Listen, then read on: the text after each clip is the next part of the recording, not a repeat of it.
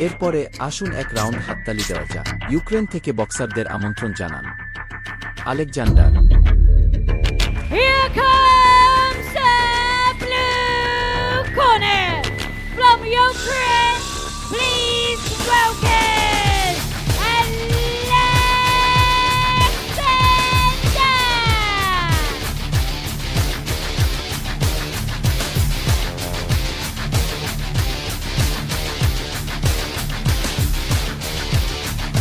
তিনি খুব তরুণ এবং অসাধারণ খেলোয়াড়।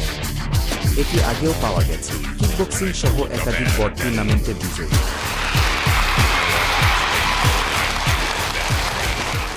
পরবর্তীতে আমরা স্বাগত জানাই চীনের লাল দলের খেলোয়াড় হান জিহাও। in the red corner from China. I give you Han Zihao. Time is a valuable thing.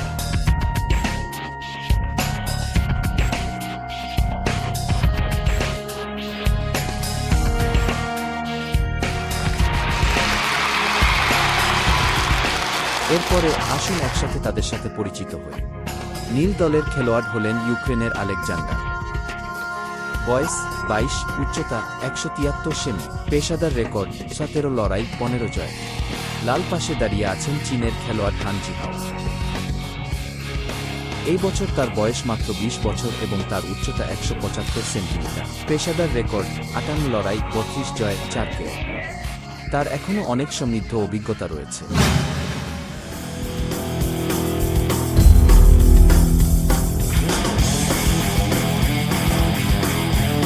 আমাদের ম্যাচের রেফারি হিসেবে কাজ করুন। তিনি ছিলেন এডি, আমাদের নিউজিল্যান্ড স্কুলের একজন শিক্ষক। একটা অনুরোধ আছে।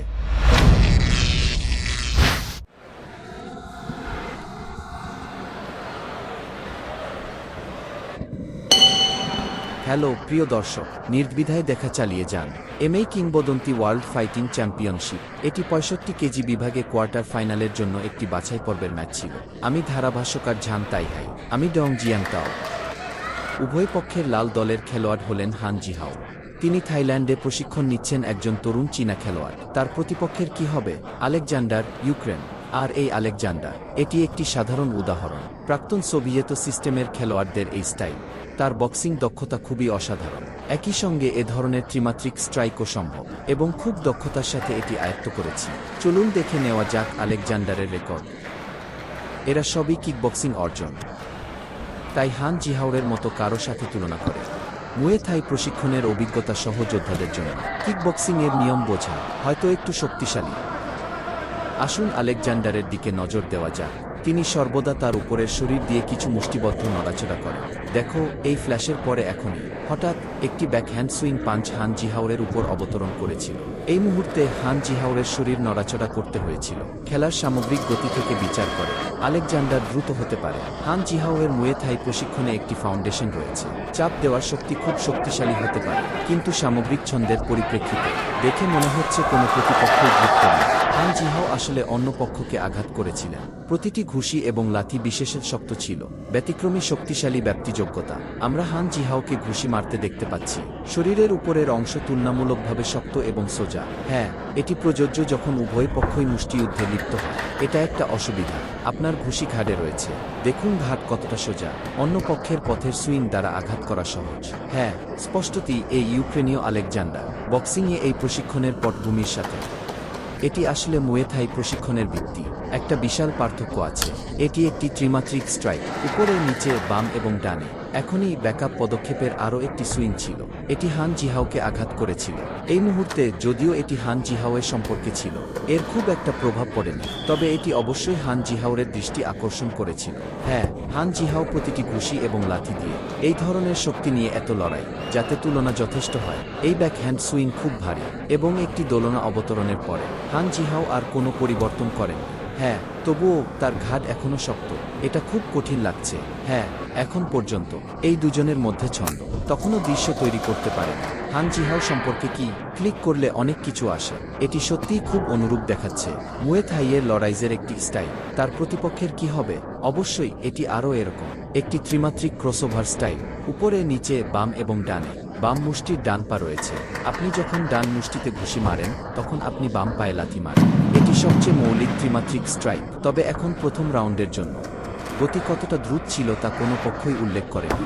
এই মুহূর্তে দুই পক্ষের মধ্যে কোনো সুস্পষ্ট পার্থক্য ছিল না। হ্যাঁ, আলেকজান্ডারের কি হবে? এই মুহূর্তে একটি পাঞ্চ কৌশল ছিল যা শরীরে আঘাত করেছিল। চলুন দেখে নেওয়া যাক দ্বিতীয় রাউন্ডের দিকে। এই প্রযুক্তি কি আরও ঘন ঘন ব্যবহার করা হবে? প্রথম রাউন্ড আলেকজান্ডারকে একটু বেশি চটকে দেখাচ্ছে। কিভাবে আক্রমণ করবে? একটু বেশি বৈচিত্র্যময়। একটা ভায়া আন্দোলন হয়েছিল, সেখানে একটি দেহ দুলছিল এবং দুলছিল। হান জিহাও আরও সোজাসাপ্টা বলে মনে হয়। তিনি তার নড়াচড়ার মানের পুরোপুরি ব্যবহার করতে চেয়েছিলেন। প্রতিপক্ষকে আঘাত করুন।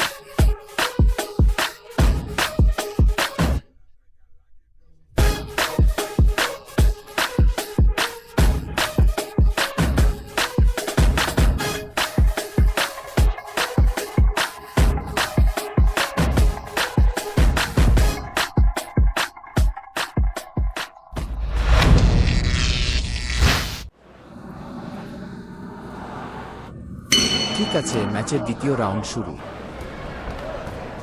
হান জিহাওয়ের পরপর দুটি ভারী ঘুষি দেখল, তবে সমস্ত আক্রমণ গিলজিয়াস আলেকজান্ডারের প্রতিরক্ষামূলক বাহুতে আঘাত করেছিল। ঠিক আছে, তবে আলেকজান্ডার কেবল দুটি ঘুষি মারছিল। একটি ফ্রন্ট হ্যান্ড ফ্ল্যাট হুক এখনও খুব ধ্বংসাত্মক। আসলে এই 4 জনের ম্যাচ, এটি আরেকটি 4 হ্যান্ড ফ্ল্যাট হুক। এই মুহূর্তে হান জিহাওয়ের উচিত তার ঘুষি আক্রমণের কোন পরিবর্তন করা। হ্যাঁ, এবং প্রতিরক্ষার উপায়। হান জিহাও, সাবধান থাকুন। আপনি দেখেন শরীর প্রকৃতপক্ষে তুলনামূলকভাবে সোজা রাখা হয় এবং বাহুগুলি ফ্রেমটিকে বেশ শক্ত করে ধরে রাখে। ফ্রন্টাল ডিফেন্স সম্ভব, তবে যখন সাইড ডিফেন্সের কথা আসে অন্য দিকটি প্রায়শই আপনাকে এভাবে বাইপাস করে। তারা সবাই সরাসরি নিজের মাথায় আঘাত করতে পারে। এটি ক্লাসিক থাই স্টাইলের খেলা। এটি মুষ্টিবদ্ধ প্রতিরক্ষার একটি বৈশিষ্ট্য। এটি প্রতিপক্ষের জন্য খাওয়া বিশেষ সহজ। বাঁকা ঘুষি দিয়ে আক্রমণ। আমি মনে করি হান জিহাও এই মুহূর্তে আছেন। এর মতো আরও লেগ টেকনিক থাকা উচিত। প্রতিপক্ষকে এ ধরনের আঘাত হান জিহাও এর কিকের কার্যকারিতা বিচার করে। ক্লিক করা খুব খাস্তা এবং দ্রুত। শরীরে আঘাত করলেও এটি কাজ করে। কোচ ডং যেমন বলেছিলেন এটি সত্যি। তিনি যদি এই রাউন্ডে বলেন, তিনি মাঝারি থেকে দীর্ঘ পরিসরের দূরত্বে তার পায়ের কৌশলগুলি আরও ভালোভাবে ব্যবহার করতে পারে। এটি আরও সুবিধা ফিরে পেতে পারে। কিন্তু এখন এটা পরিষ্কার, আলেকজান্ডার জুটি আরও বেশি পদক্ষেপ নিয়েছিল।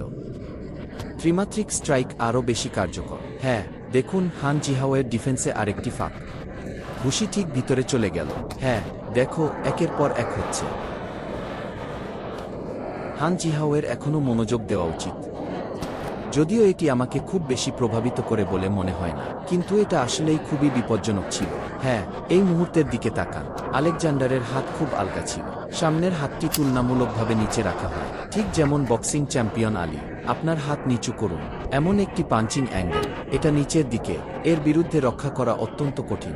যদিও এটা তার সম্পর্কে দেখে মনে হচ্ছে হান জিহাওয়ের জন্য আঘাতটি খুব বেশি নয়, তবে আপনাকে জানতে হবে প্রতিপক্ষ বারবার গোল করার পরে আপনি এই পরিস্থিতিতে এর চেয়ে ভালো পরিবর্তন করেননি। তার প্রতি আস্থা বৃদ্ধি পেয়েছে। এটা একটা বড় সাহায্য ছিল। হ্যাঁ, এই মুহূর্তে আমরা আমাদের দুর্বলতাগুলি দূরে সরিয়ে রাখতে পারি না। জুয়া খেলার জন্য এটি বন্ধ করুন। হ্যাঁ, স্ট্রেইট লেগ ক্লাইম্ব। এটি হান জিহাও নিজেই হওয়া উচিত। থাইল্যান্ডে প্রশিক্ষণ। নিজের দিকে তাকিয়ে এটি আরও মুয়ে থাই স্বাদ সরবরাহ করে। আসলে তাকে তার সমবয়সীদের মতো মনে হয়নি। অনেকে চীনে প্রশিক্ষণ নিয়েছেন। সান্ডা ব্যাকগ্রাউন্ডের একজন ক্রীড়াবিদ। হ্যাঁ, প্রকৃতপক্ষে এটি 4 জনের ম্যাচ ছিল, কারণ তারাই আজ বিজয়ী আর অন্য গ্রুপের বিজয়ী। কোয়ার্টার ফাইনালে অন্য জায়গার জন্য লড়াই। তাই আশা করি হান জিহাও প্রথমে এই ম্যাচটি জিতবেন। তারপর কিছু শারীরিক সমন্বয় করুন। এই মুহূর্তে আপনার স্ট্যামিনা ছেড়ে দেবেন না। এটা শারীরিক শক্তির ব্যাপার। প্রথম ম্যাচ জেতা ভালো। হান জিহাও তখনও নড়াচড়া করতে চেয়েছিলেন। শরীরকে নড়াচড়া করতে হবে এবং আপনাকে সত্যি এই দৃষ্টিকোণ থেকে আপনার দৃষ্টিভঙ্গিকে বৈচিত্র্যময় করতে হবে। খুব কঠোর বা খুব সহজ হবেন না। এটি স্পষ্ট ছিল যে একবার উভয় পক্ষের ঘুষি বিনিময় করা হয়েছিল। এটি স্পষ্ট ছিল আলেকজান্ডারের বক্সিং কৌশল খুব উচ্চমানের এবং ফ্রিকোয়েন্সি বেশি। আমরা তো অপরাধে আছি। শরীর, বিশেষ করে পাঞ্চিং আক্রমণের সময় শরীর একটি নড়াচড়া করবে। আপনি যদি সরে যান, আমরা আরও অনুপ্রাণিত হব আমাদের ভেতরে আক্রমণ করার এই ইচ্ছে। হ্যাঁ হ্যাঁ হ্যাঁ, প্রকৃতপক্ষে একই সময় যখন আপনার শরীর আরও নড়াচড়া করে, এটি তাকে আরও ভাল শট মারতে সহায়তা করে। সান্ডাকে একটু বেশি চটকে দেখাচ্ছে। কিভাবে আক্রমণ করবেন? একটু বেশি বৈচিত্র্যময়। একটা ভায়া আন্দোলন হয়েছে। এমন একটি শরীর আছে যা দুলছে এবং দুলছে। হান জিহাও সম্পর্কে কি? এটি কেবল আরও কিছুটা একঘেয়েমি দেখাচ্ছে। হ্যাঁ, তিনি তার নড়াচড়ার মানের পুরোপুরি ব্যবহার করতে চেয়েছিলেন। গিয়ে প্রতিপক্ষকে আঘাত করো। হ্যাঁ হ্যাঁ, যখন প্রতিপক্ষের যোদ্ধা একটি ঘুষি নিক্ষেপ করে, টার্গেট খুঁজে পাওয়া কঠিন। এবং এখানেই শেষ নয়, যখন আমি কিছু কাঁপানো আন্দোলন করি, প্রতিপক্ষে এটি পরবর্তী পদক্ষেপের জন্য ব্যবহার করা যেতে পারে। শক্তি প্রস্তুত করুন, ঠিক যেন একটি বসন্ত নিচে চাপলে বাম উইংয়ে চলে যান। মাঝে মাঝে মারামারি হতে পারে, আপনার শরীরকে ডান দিকে মোচড় দেওয়ার সময় আপনি এই দিকে ঘুষি পেতে পারেন। শক্তি ভারী, হ্যাঁ, তারপরে চলার সময় এটি অন্য ব্যক্তির দৃষ্টি এড়াতে পারে, প্রতিপক্ষের ব্লাইন্ড স্পটে। সুতরাং এটি এখানে যুদ্ধের সময় শরীরের উপরের অংশের কাঁপুনি অনেক অনুশীলন করতে ভুলবেন না। ঠিক আছে, উভয় পক্ষের জন্য তৃতীয় রাউন্ড। এটাই ছিল নির্ণায়ক খেলা। হান জিহাও যখন তার সামনের পায়ে হাঁটুতে আঘাত করছিলেন, আলেকজান্ডারের সামনের হাত থেকে তাকে ঘুষি মারার মুখোমুখি করা হয়েছিল। হান জিহাও সত্যি এই শীর্ষ খেলোয়াড়কে রক্ষা করছেন। এখন আসলেই সময় এসেছে দৃষ্টিভঙ্গি পরিবর্তন করার। এটি কেবল তুলনামূলকভাবে স্থির। এই ধরনের বন্ধনী তুলনামূলকভাবে সংকীর্ণ ফ্রেম দিয়ে তৈরি করা হয়। স্পষ্টতই আলেকজান্ডার এটি পরিচালনা করতে পারেন সমস্ত দিক থেকে। এই ত্রিমাত্রিক স্ট্রাইকটি উপরে, নিচে, বাম এবং ডান। দেখো, দুপাশ থেকে আরও দুটো মুষ্টি। হান জিহাওয়ের রক্ষণাত্মক স্টাইলগুলির মধ্যে একটি অবশ্যই পরিবর্তন করা দরকার। আমরা এখন ফ্রিস্টাইলের লড়াই করছি, এটা মুয়ে থাই ম্যাচ নয়। এখন মাঝখানে কোনো আলিঙ্গন ছিল না। হান জিহাওয়ের ঘুষি তার প্রতিপক্ষের কাছ থেকে ভারী আঘাত নিতে থাকে। আমাদের অবশ্যই কৌশল পরিবর্তন করতে হবে। হান জিহাওয়ের বলা উচিত যে এই মুহূর্তে তার কৌশলগুলি সঠিক ছিল। একবার উভয়ই জড়িয়ে পড়ার লক্ষণ দেখালে, অথবা বক্সিংয়ের পরে নিউট্রাল গিয়ারের সময় ফাঁকে হাঁটু গেড়ে বসে থাকা সঠিক। তবে এই হাঁটু উত্তোলনের কার্যকারিতা এবং প্রাণঘাতিতা ততটা দুর্দান্ত নয়। আলেকজান্ডারকে এগিয়ে আসতে দেখে তার কিছু শারীরিক উপস্থিতিও ছিল। এই নড়াচড়াগুলি রোধ করতে এর মধ্যে আলিঙ্গন এবং হাঁটুর সমর্থন অন্তর্ভুক্ত রয়েছে। হান জিহাও নিক্ষেপ করা প্রতিটি ঘুষি আলেকজান্ডারের পাল্টা আক্রমণের মুখোমুখি হয়েছিল, এবং এখন এটি ক্ষতি মোকাবেলার জন্য কার্যকর বলে মনে হচ্ছে। আলেকজান্ডারও অনেক কিছু করেন, এবং এই পদক্ষেপের আউটপুটের কার্যকারিতার পরিপ্রেক্ষিতে আলেকজান্ডারেরও সুবিধা ছিল। আমরা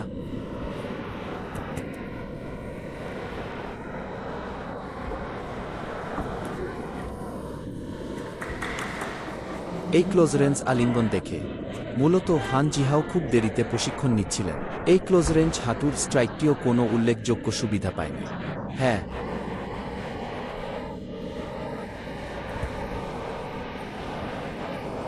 এই দূরত্ব বিদায়ের পর আলেকজান্ডার তৎক্ষণাৎ একটি সামনে এবং পিছনে একটি পিছনে নিয়ে গেল। এই আলেকজান্ডার জড়িয়ে পড়েছিল। এটি একটি ধাক্কা দেওয়া পদক্ষেপ ছিল।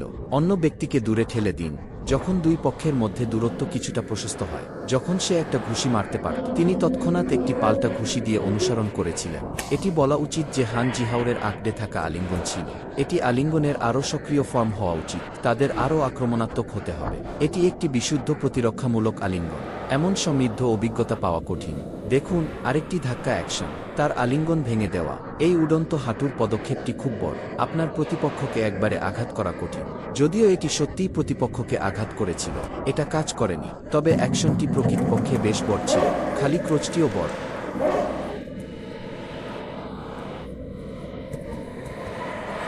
এই মুহূর্তে হান জিহাও দেখছিলেন ধারাবাহিক ভারী ঘুষি নেওয়া। আপনার বলতে সক্ষম হওয়া উচিত। আলেকজান্ডার বক্সিং কৌশলে পারদর্শী ছিলেন। স্পষ্টতই এটি হান জিহাওয়ের চেয়ে ভালো ছিল। ঠিক আছে,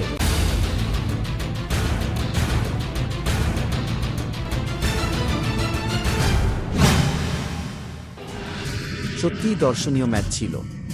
এরপর আমি একটি ঘোষণা করব, এই ম্যাচের চূড়ান্ত ফলাফল।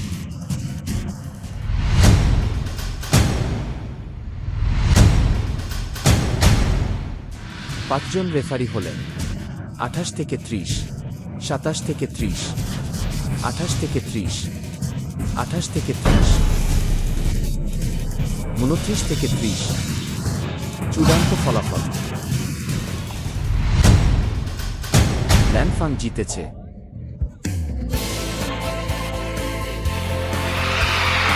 অভিনন্দন, ইউক্রেনের আমাদের ক্রীড়াবিদ সত্যিই অসামান্য।